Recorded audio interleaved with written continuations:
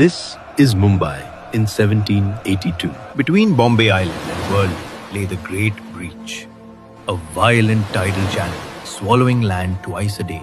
The solution was a vellard from the Portuguese vallado, an embankment to hold the sea back. Governor William Hornby took up the project, defying the court of directors of the East India Company, who warned that the cost was too high. Hornby moved forward anyway. Surveys began. Wooden tide markers pierced wet earth. Currents were studied across seasons. Basalt from nearby hills was cut with iron chisels and wooden mallets. Rubble and soil from Malabar Hill, Parel and Mazgaon became the fill. Bullock carts creaked across exposed mudflats at low tide.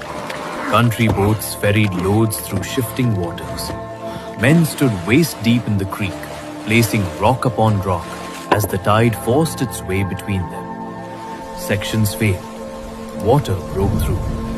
They rebuilt, heavier, tighter, determined. In 1784, the Hornby Vellard was complete. Hundreds of acres of marsh began to harden and dry. For defying orders, Hornby was suspended. But the embankment had set something irreversible in motion. Causeways followed. Sion, Mahim, and then Colaba, each one slowly stitching the islands together. Across this growing network, toll gates became standard policy. A pedestrian paid a few pies, a loaded bullock cart paid more, palanquins, carriages, and elephants paid higher still.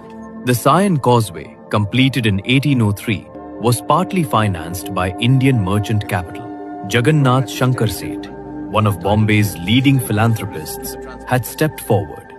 In the 1840s, after repeated tragedies and after the government refused funding, Lady Awabai Jamshedji Jijibhoy financed the Mahim Causeway, but she insisted on one condition: no toll would ever be charged on that road.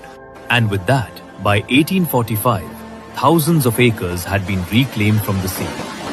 The islands were no longer islands. Bombay had become one connected landmass. And once the land was bound together, a new idea began to gather momentum.